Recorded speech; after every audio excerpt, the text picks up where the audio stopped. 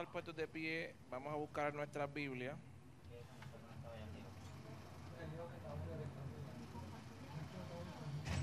En el libro de Colosenses, el capítulo 4 y el versículo 3. Libro de Colosenses, capítulo 4, versículo 3.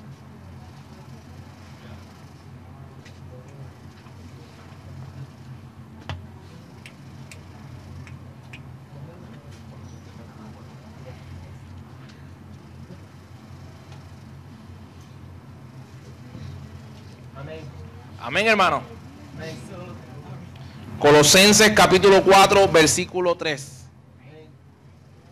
Dice la palabra en el nombre del Padre, del Hijo y del Espíritu Santo. Amén.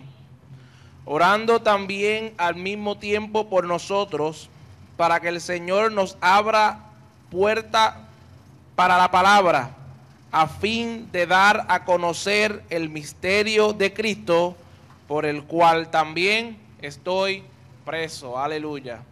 Padre nuestro, Señor, que estás en los cielos, gracias por tu palabra, que es vida, que es luz, oh, que nos guía en este camino, en este mundo en tinieblas. Señor, yo te pido que esta palabra llegue a lo más profundo de nuestros corazones, que tú seas abriendo los entendimientos, hoy, que tú seas ministrando en esta noche de una manera especial y grande, que tú rompas cadenas, que tú pudras yugos, que tú desates las ligaduras en el nombre de Jesús, oh, que podamos entender tus propósitos, tus caminos, Señor, que podamos entender cuál es la voluntad perfecta tuya para con nosotros, Señor. Oh, atamos, reprendemos todo poder antagónico de las tinieblas, todo espíritu contrario que viene a entenebrecer los entendimientos, atar las mentes, atar los corazones, los reprendemos en el nombre poderoso de Jesús, Señor, y a ti daremos la gloria y la honra por los siglos de los siglos. Amén y amén.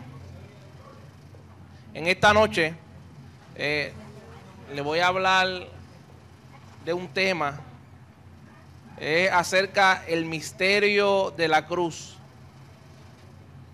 El misterio de la cruz. Sabemos que nuestra redención, que nuestra salvación, toda comenzó a crearse en un madero, en una cruz. Ahí fue que se luchó la salvación del hombre. Y para poder entender la obra en la cruz del Calvario, para poder entender el misterio que está detrás de todo esto, que aún al sol de hoy muchas cosas no son escondidas, todo comienza con la caída del hombre. La caída del hombre, cuando Adán y Eva pecan en el huerto, ellos comienzan un proceso de miseria. Y ese proceso lo llamaremos la miseria del hombre. Y se convierte en miseria porque a raíz de la caída el hombre pierde la comunión con Dios. Como dice el apóstol Pablo en Efesios, el capítulo 2, versículo 3, dice que por naturaleza somos hijos de ira. Porque al perder la comunión con Dios, el hombre cae bajo el juicio y la ira de Dios. Y cae bajo la miseria de esta vida, las enfermedades, los problemas, la lucha. Y finalmente tendrá que enfrentarse con la muerte. Y la muerte en sí es otro misterio que desconocemos. ¿Qué lo ocasiona? ¿Cómo es que llega? ¿Cómo es que se produce? Todo esto quizás podemos hasta estar otro rato, una noche entera hablando de ella. Porque la Biblia da distintos detalles acerca de la muerte.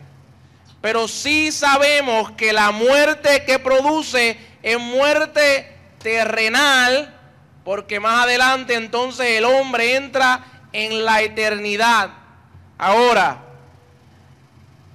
al perder la comunión con Dios y caer en el pecado, la eternidad que le espera al hombre es una lejos de Dios. Y esa muerte y ese dolor produce entonces el infierno eterno.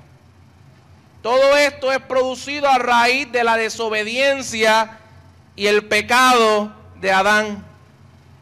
Esa es la porción que Adán nos deja, la herencia que él nos dejó. Sabemos que Adán es referido como el padre del hombre, el primero, el ser creado. De ahí salen todas las criaturas. Todos nosotros salimos de Adán.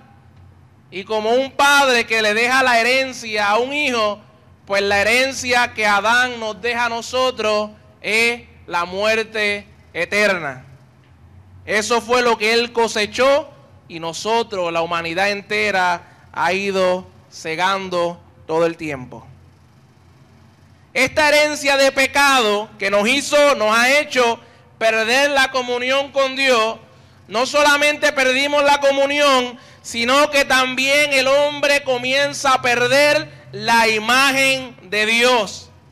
Sabemos que Adán fue creado a imagen y semejanza de Dios, pero Dios, un ser perfecto, el pecado entonces le quita al hombre la imagen que él tiene divina. Y entonces comienza a producirse una imagen terrenal, carnal, pecaminosa. Miren, para que usted vea cómo el satanismo funciona e influye en muchas de estas cosas, que ellos entonces producen la desfiguración del hombre. Véalo para que usted analícelo. El satanismo comienza a desfigurar la imagen del hombre. Comienzan a hacer marcas en el cuerpo, marcas, pinturas, cirugías estéticas, para entonces comenzar a cambiar su forma. Porque ellos no quieren nada que tenga que ver con Dios. Pero ya nosotros de por sí hemos perdido esa imagen perfecta de un Dios vivo. Ahora, el pecado es importante que entendamos que nos impacta de muchas maneras. Pero esta noche vamos a usar 4. El pecado impacta al hombre de 4 maneras. Número 1 es, lo pone bajo el poder de Satanás.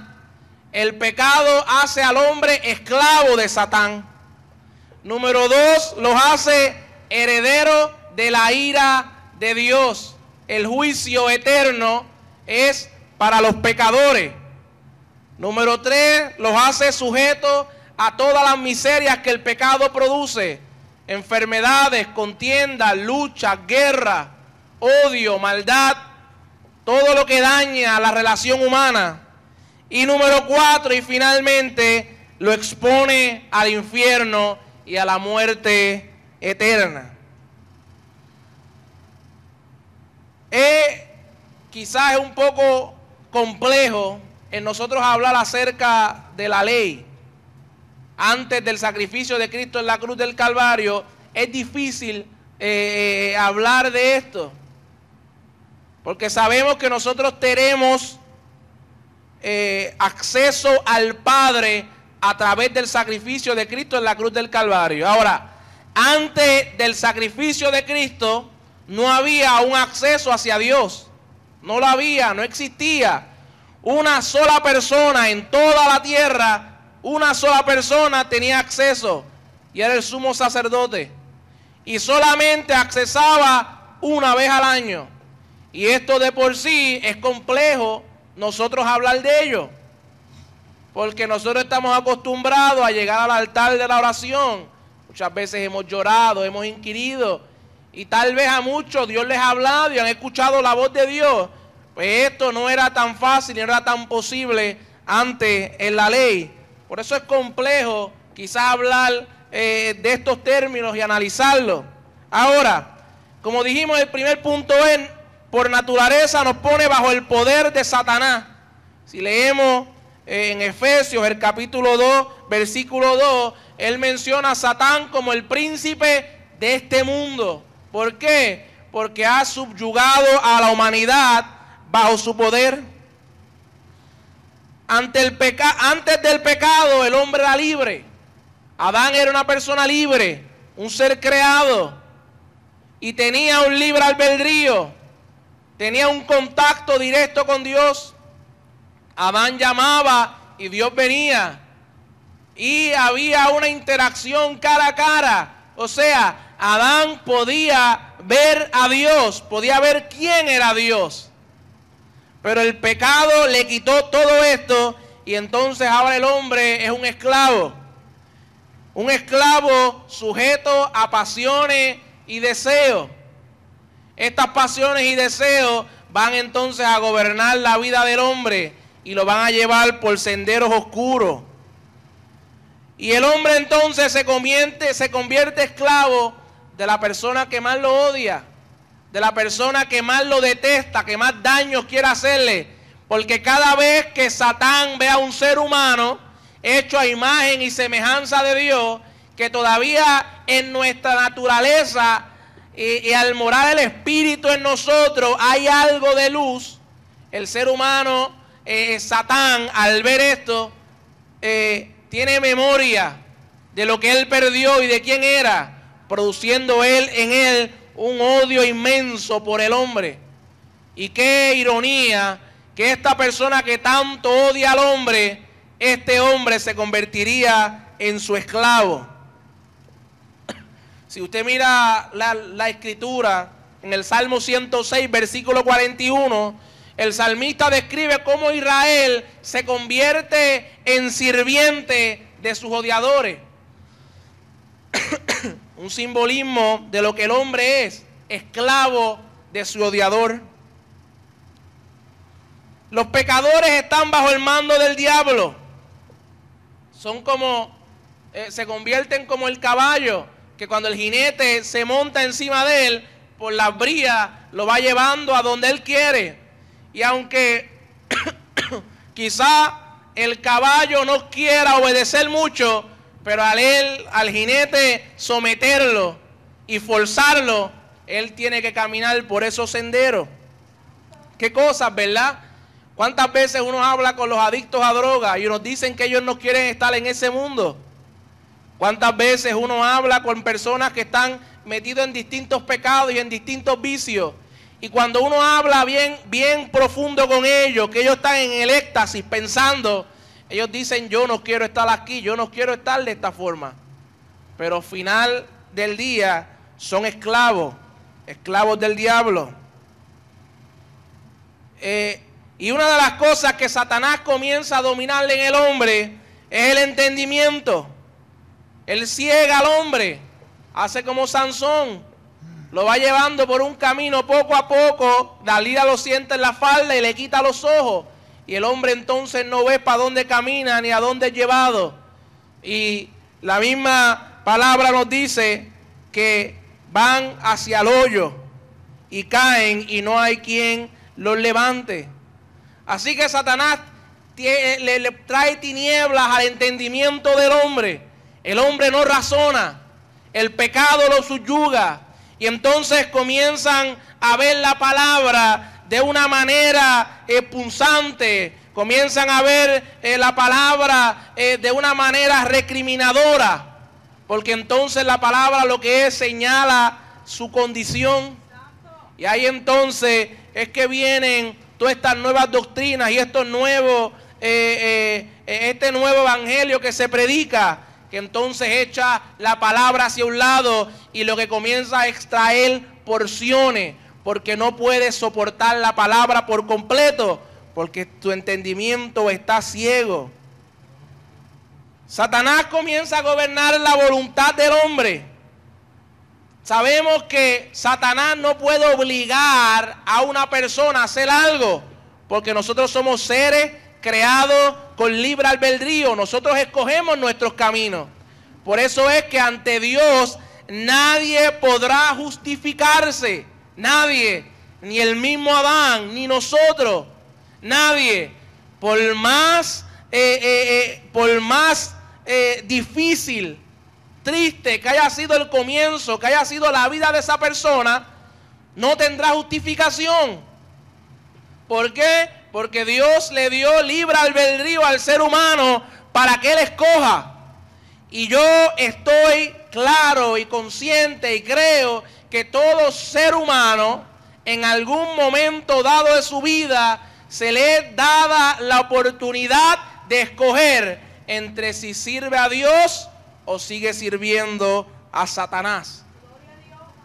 Y Satanás no puede obligarlo, pero a través de las tentaciones, a través de los deseos, Satanás entonces lleva al hombre por el camino que él quiere.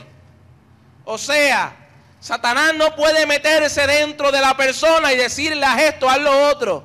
No tiene esa potestad. No le ha sido dada, a menos que Dios se lo confiera. Pero no puede hacerlo tan fácilmente. Y él lo que es, comienza a extraerlo, a traerlo con las tentaciones. Y ese hombre, al ser seducido por la tentación, entonces no le va a importar la ley de Dios, no le va a importar sus preceptos, no le va a importar lo que diga la palabra, no le va a importar lo que diga el Espíritu, nada de eso le va a importar y va a ser entonces la voluntad de Satanás. Y como dice Juan capítulo 8 versículo 44, Jesús cuando le recrimina a los fariseos le dice: ustedes son de vuestro padre el diablo, porque su voluntad hacéis. Porque Satanás gobierna la voluntad del hombre. Y Adán, al pecar, abrió ese acceso, Satanás, a gobernar la voluntad, a llevar al hombre por caminos, por senderos oscuros. Y no solamente Satanás se encarga de que el hombre se aleje de Dios, no se encarga solamente de que el hombre se vaya por completo, sino que él infiltra los lugares, infiltra los rebaños, infiltra el templo de Dios y entonces lleva al pueblo a una adoración falsa, a un culto falso. Y finalmente, cuando el hombre abra sus ojos en el infierno, se van a dar cuenta que el culto que ellos dieron toda una vida no fue a Dios, sino fue al diablo, que estará con ellos toda una eternidad. Bendito Dios. Y es difícil muchas veces hablar de estos temas, porque la realidad es que nadie quiere ir al infierno. Inclusive ya no se habla del infierno, no se habla en lo absoluto. Y cuando uno hace un análisis de los evangelios y uno los lee y los escudriña, uno se va a dar cuenta que Dios, Jesús, menciona más el infierno de lo que menciona el cielo. Y es algo que quizás nosotros digamos, pero ¿cómo? Si Jesús viene a abrir la puerta hacia el cielo, pero la razón por la cual Jesús hace tanto énfasis al infierno es porque lamentablemente más personas van al infierno de las que van al cielo. Y Jesús quería dejar claro, quería dejar marcado que el pecado, independientemente cuál sea, independientemente quién sea, lo que produce es una sola cosa y es muerte. Ahora, nosotros tenemos muchísimas preguntas acerca de lo que es el pecado, acerca de lo que es la muerte y acerca de lo que es el infierno. Y específicamente cuando uno está en esta etapa de buscar, de escudriñar, de leer, surgen muchas dudas acerca de qué es esto. Pues esta noche no vamos a explicar nada de eso, pero lo que sí sabemos era que otra de las cosas que Jesús quería demarcar era que su lucha que él estaba peleando era para librar al hombre de la muerte eterna. Él quería sacar al hombre, quería sacar a las personas, las criaturas que Él creó, las quería librar de que murieran eternamente. Porque sabemos que el infierno fue creado para Satanás y sus ángeles. Ese fue el propósito de la creación del infierno y del lago de fuego, para que Satanás y sus ángeles sean juzgados eternamente. Ahora, el hombre, al pecar, abre una puerta, y esa puerta no lo va a conducir, lo que lo va a conducir es a la muerte eterna. Entonces, ahí entra Dios. El Señor, al ver esta problemática, Él tiene que buscar una solución para cómo sacar al hombre del pacto que hizo con la muerte. Adán, al pecar, al desobedecer la voluntad de Dios, entra en un pacto con la muerte, diciéndole: yo te voy a servir, diciéndole: yo voy a seguir tu camino, el camino de la muerte. Y por eso era que Dios le prohibió a Adán acercarse al árbol. Dijo: de todo árbol comeréis, mas de este no comeréis, ni lo mire. ¿Por qué? Porque iba a ser un pacto eterno con la muerte. Ahora, este pacto con la muerte, Dios no podía romperlo por completo al momento, porque ya el hombre había pactado. Ya el hombre había dicho a la muerte que sí, que la iba a servir. Ahora, Dios produce un plan, y lo vemos en Isaías, el capítulo 55, versículo 3, y es que Dios le presenta al hombre un nuevo pacto. Dios le dice: ya tú rompiste el convenio que hiciste conmigo, hiciste un pacto con la muerte. Ahora, las consecuencias van a ser que sí morirás, sí vas a sufrir las consecuencias del pecado, sí vas a sufrir las miserias que trae el pecado. Todo hombre bajo la tierra está expuesto a estas miserias, está expuesto a la enfermedad, está expuesto al dolor, está expuesto al pecado, al odio, al rencor. Todo hombre está expuesto a esto. Ahora, Dios le dice: vamos a hacer un nuevo pacto, que cuando mueras, que cuando pagues las consecuencias de tu pecado, que es muerte, yo te voy a librar de la muerte eterna. Y ese nuevo pacto, Él hace un pacto con el pueblo de Israel y pacta con ellos. Dice: si me sirves de todo corazón, si cumples con los sacrificios, si cumples con el culto y si cumples con el acuerdo que yo hice contigo, yo te libraré y te entraré a la tierra prometida. Ese pacto es un preámbulo a un pacto mayor, un pacto que Dios se había reservado. Y entonces, a través de los profetas, Dios comienza poco a poco a revelarle al pueblo el propósito del nuevo pacto. Es un convenio solemne, un acuerdo entre Dios y el hombre caído, donde Dios dice: voy a ser tu Señor y tú mi pueblo. En Ezequiel capítulo 37, versículo 26, lo llama el pacto de la paz, el pacto de la gracia. De gracia, porque Dios vuelve a darle una oportunidad al hombre que había fallado. No porque se lo merezca, sino simplemente por la gracia de Dios. Por su misericordia, Dios le da una oportunidad al hombre. Y es un pacto de gracia porque Osea, capítulo 14, versículo 4, dice: Dios echará nuestros pecados en su espalda y nos amará libremente. De gracia porque el ser humano no tiene la fuerza para cumplir con el pacto. Él no es capaz de llevarlo a cabo.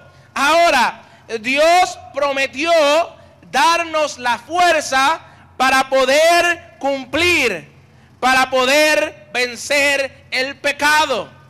El hombre por sí solo no puede hacerlo en su naturaleza, porque esta puerta que abrió Adán produjo en el hombre una naturaleza pecaminosa, una naturaleza que lo va a llevar constantemente al pecado. Ahora, Dios le dice al hombre: haz pacto conmigo, hagamos pacto entre tú y yo, y si tú haces el pacto, yo te doy la fuerza. Ahora, pero recuerden que el hombre tiene libre albedrío, y los mismos términos que tiene Dios son los mismos que Él le da a Satanás. Satanás no puede de ninguna manera obligar a un hombre a tomar una decisión. De esta misma manera, Dios no obliga a ningún hombre a tomar alguna decisión. El Espíritu Santo utiliza distintas maneras y distintos métodos para llevarnos a nosotros hacia la voluntad de Dios. De la misma forma que Satanás utiliza las tentaciones, utiliza los distintos métodos que Él ha creado para llevar al hombre por el camino de la muerte. O sea, es una batalla que es peleada bajo unos mismos términos. Ahora, nosotros entonces nos ponemos a hacer quizás muchísimas preguntas acerca del porqué de estas cosas, pero al hombre no se le da la potestad para ver el pacto adentro, para mirarlo por dentro, para ver la voluntad del pacto. El hombre no les ha dado este privilegio. Y si nosotros miramos, era acto de muerte el intentar abrir el arca del pacto y mirar adentro. La persona que lo hacía moría, nadie podía tocarlo, porque estos términos Dios se los reserva para sí, porque Él es Dios y Él nos creó a nosotros, y el hombre no es quien para cuestionar a su creador. De esta misma manera, muchas cosas nosotros las desconocemos.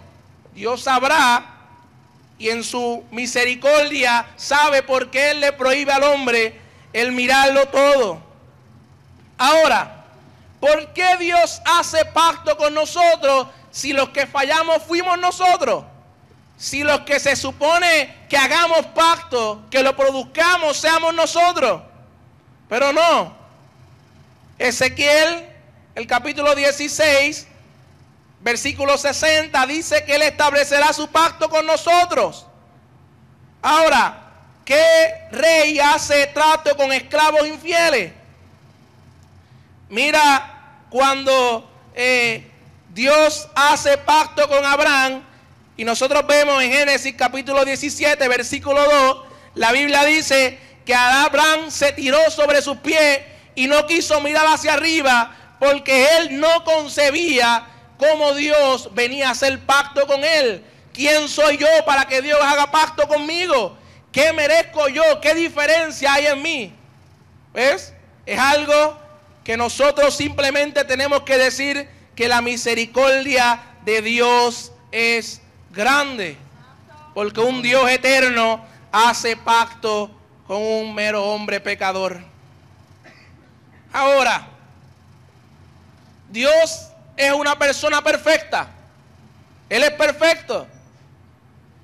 Y aunque es misericordioso, pero es perfecto y es justo y paga a cada cual conforme a sus acciones. O sea, en Dios no hay sombra de variación. Y vemos que cuando Dios trabaja con el pueblo de Israel, ¿cuántas veces salió a destruirlo por completo? ¿Por qué? Porque el hombre tiene una naturaleza pecaminosa, tiene una naturaleza mala, rebelde. quiere hacer las cosas como Él quiere. Y Dios establece los términos del pacto al pueblo, y el pueblo no se acata ante ello. Y por eso entonces hay un mediador entre Dios y el pueblo, y ese mediador era Moisés. Moisés era quien intercedía por el pueblo para que Dios los librara. Ahora, Moisés era un intercesor pecador, que a la misma vez que intercedía por el pueblo, tenía que interceder por sus pecados, y que al ser hombre era propenso a fallarle. Y vemos que en varias ocasiones le falla a Dios, y la falla trae consecuencias. O sea, que el mediador de la ley era imperfecto, porque era el mismo hombre y no pudo cumplir los términos de los cuales Dios había establecido, y produjo muerte al pueblo entero. Así que tenía que haber un mediador en el pacto, pero este mediador tenía que ser hombre, tenía que conocer la naturaleza humana para que pueda interceder y conocer la situación. Ahora, en Hebreos capítulo 7, versículo 24, nos presenta al mediador del nuevo pacto, y ese mediador es Jesús. Se convierte entre la persona intermediaria entre Dios y el hombre, porque Dios, ya dijimos, que no puede trabajar con el hombre, porque el hombre es imperfecto, es pecador, y no pueden trabajar con un Dios perfecto.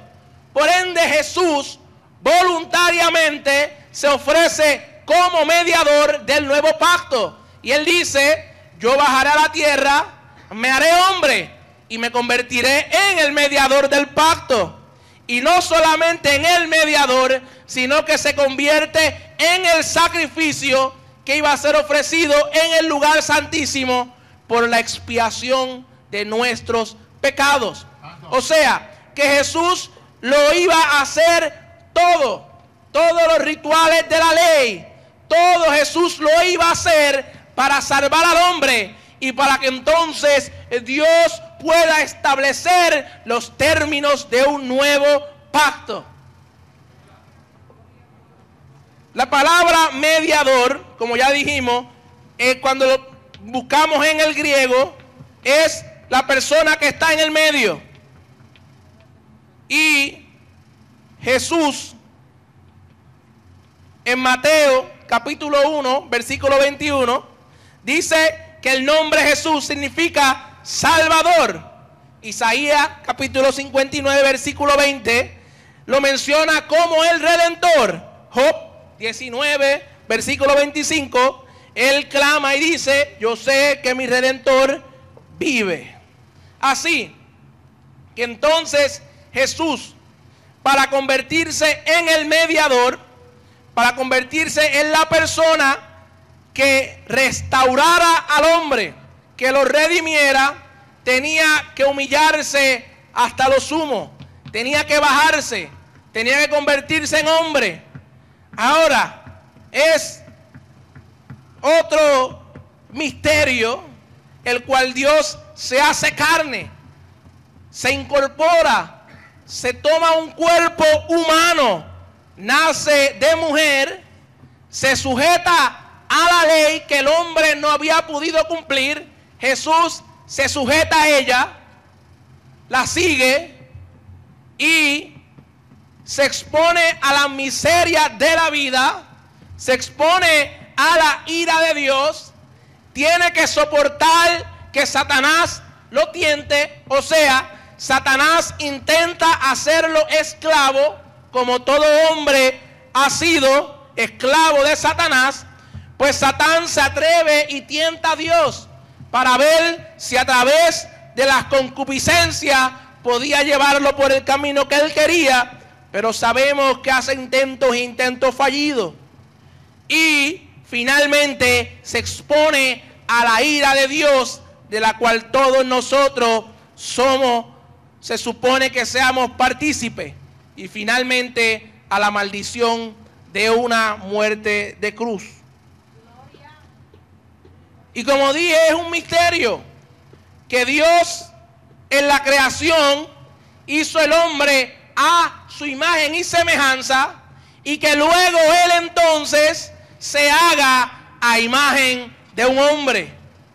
Pero no había otra manera, no había otra forma de que él pudiera redimir al hombre, de que él pudiera sacarlo del pacto que ya él había hecho con la muerte. Nadie podía satisfacer la justicia de Dios, solamente el hombre. Ahora, Cristo siendo Dios y siendo hombre, se convierte en la persona perfecta.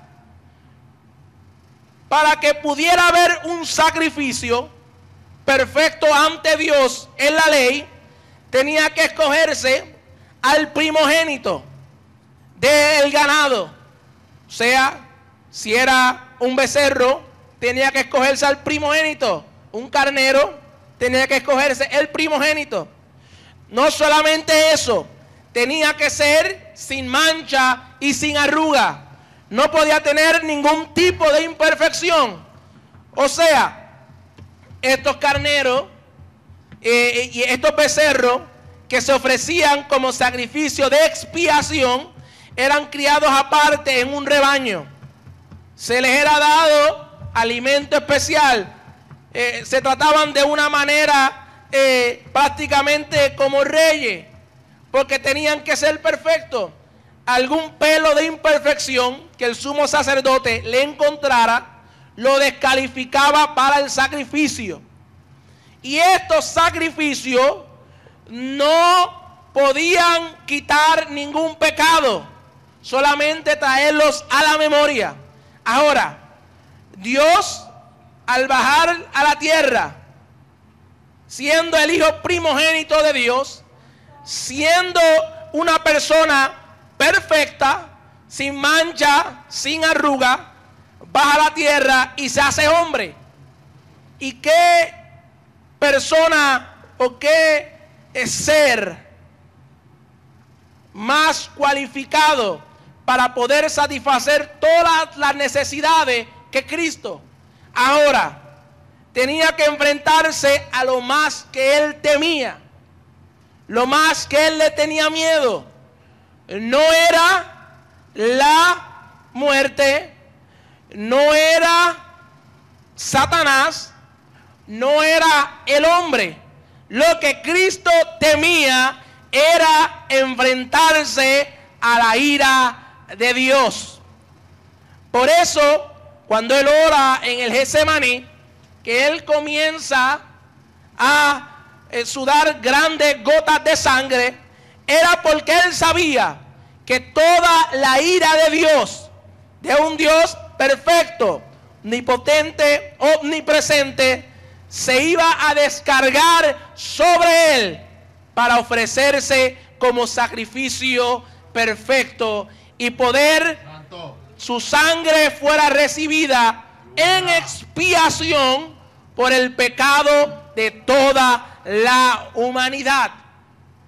O sea, que toda la ira que tenía que descargarse sobre el hombre, ira que en un segundo consumió a 24,000 hombres en el pueblo de Israel, la ira que en otro instante abre la tierra y echa a familias enteras vivos al infierno, la ira que el hombre había experimentado una y otra vez por su pecado.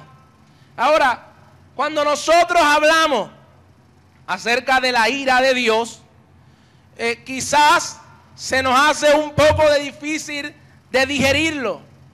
¿Cómo Dios, tener tanto amor, tener tanta misericordia, es posible que se aire de tal manera?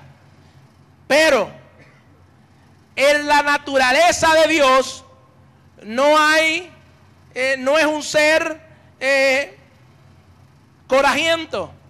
En la personalidad de Dios no es un ser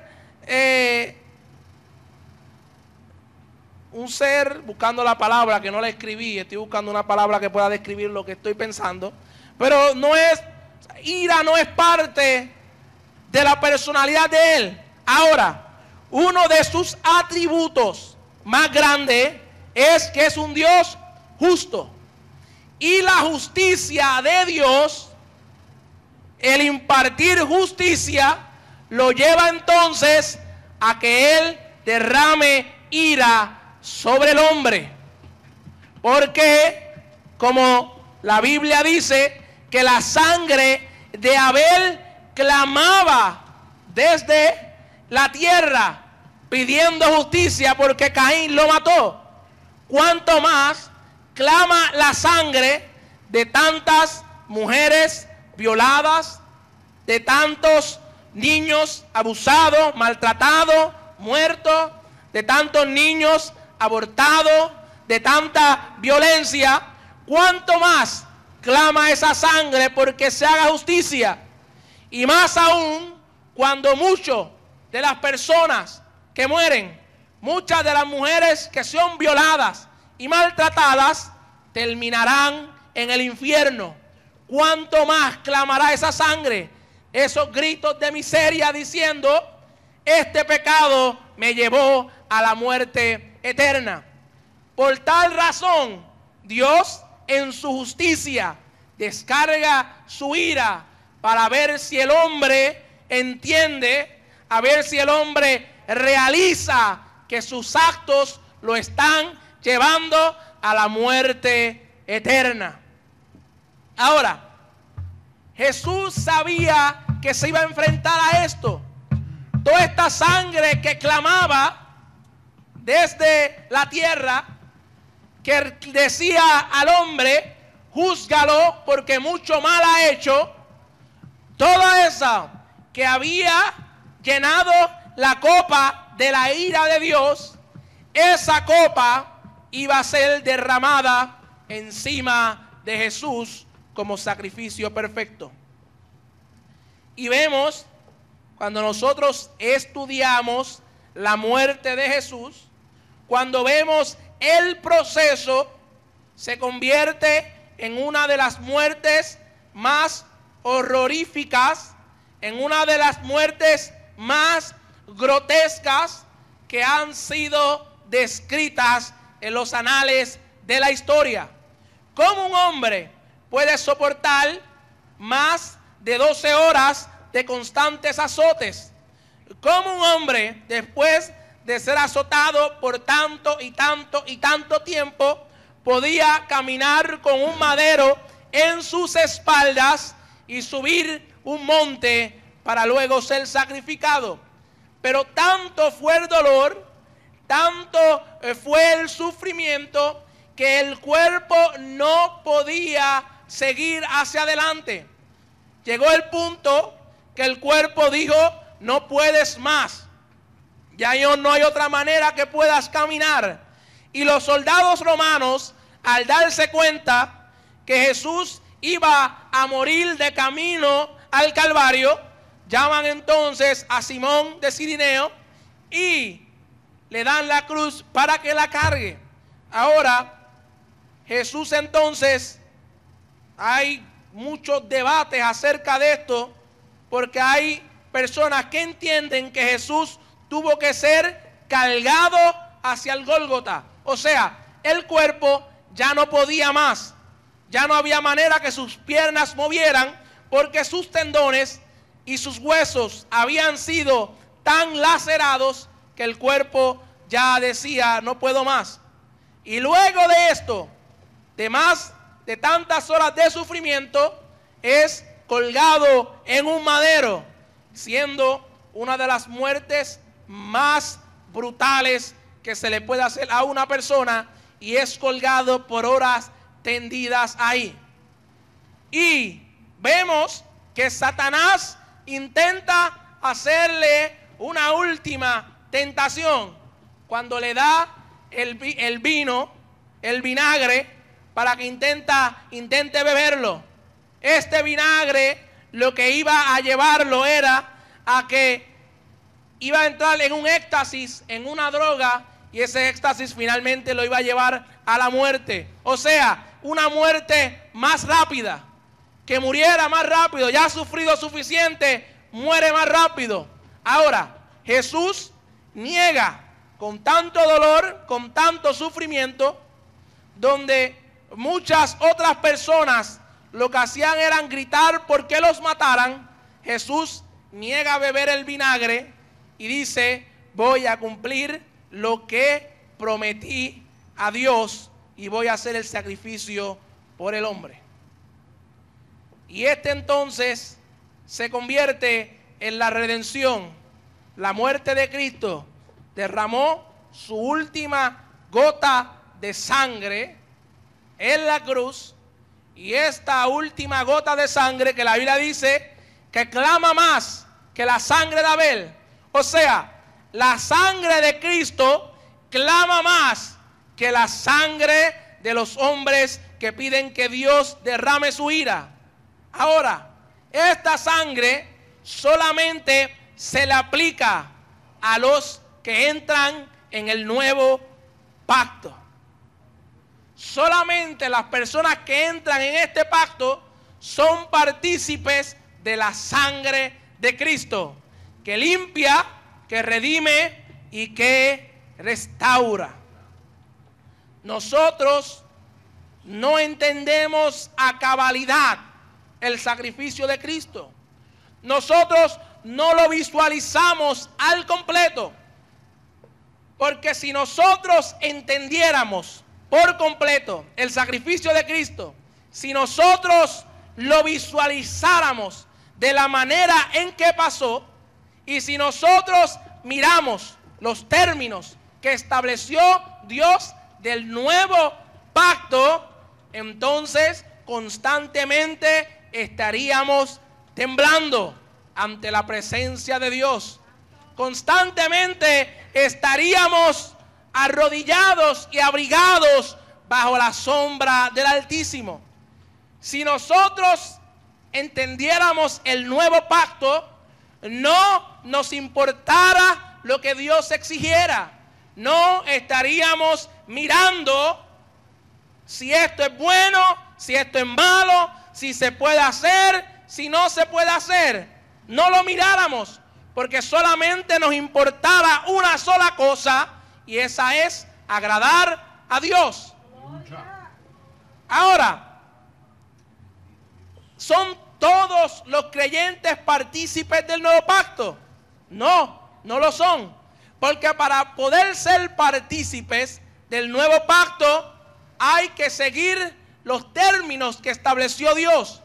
Y Jesús en su sacrificio no vino a alterar los términos. Jesús en su sacrificio no vino a cambiar los términos como mucha gente predica por ahí, que el sacrificio de Cristo ya lo hizo todo, expió todo. No, el sacrificio de Cristo no cambia los términos del pacto, solamente le da acceso al hombre a Dios y le da un camino para que sea salvo, pero tiene que someterse a los términos del pacto de Dios. Y el sacrificio de Cristo sirve como expiación para que cada vez que nosotros violemos los términos del pacto, cada vez que nosotros nos alejemos de Dios, nos sirva como recordatorio y como expiación de que todavía hay un camino y que la misericordia de Dios es grande y que a través de la sangre de Cristo podemos alcanzar la redención. Cosas que nosotros no miramos ni visualizamos en la Biblia es que el sacrificio de Cristo muchas veces es pisoteado, y el sacrificio de Cristo sí en muchas ocasiones es anulado, y el hombre llega al punto donde no hay redención para él. La constante violación, el estar constantemente violando los términos y los preceptos de Dios, lleva al hombre a invalidar el pacto con Dios. ¿Por qué? Porque Jesús constantemente pide misericordia, clama por el hombre, se convierte en el mediador. Ahora, Satanás día y noche acusa al hombre ante Dios de sus pecados, de sus malos caminos y de su constante alejamiento de Dios.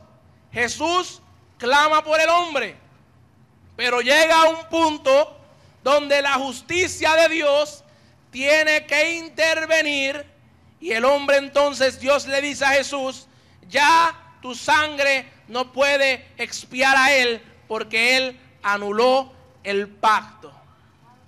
Y ese es el peligro que corre la iglesia de hoy, que constantemente está violando los términos, no se sujeta a Dios y no se sujeta al Espíritu Santo, que es el administrador de este pacto.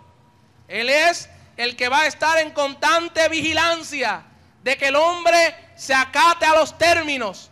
Por eso es que él constantemente amonesta al corazón del hombre y lo lleva en las noches y en la madrugada. Y cada vez que el hombre va a pecar, el Espíritu redarguye, porque como administrador tiene que asegurarse de que las personas que fueron lavadas, redimidas y selladas se acaten a los términos. Ahora, cuando nosotros invalidamos la voz del Espíritu, cuando nosotros no le hacemos caso, llega el punto donde el Espíritu dice, no trabajaré más con el hombre. Y ahí es donde, como en Hebreo dice, no contenderá mi espíritu para siempre con el hombre. Así que, si nosotros analizamos, y en conclusión, ya concluyendo, cuando nosotros analizamos, es algo un poco más complejo, no es tan sencillo.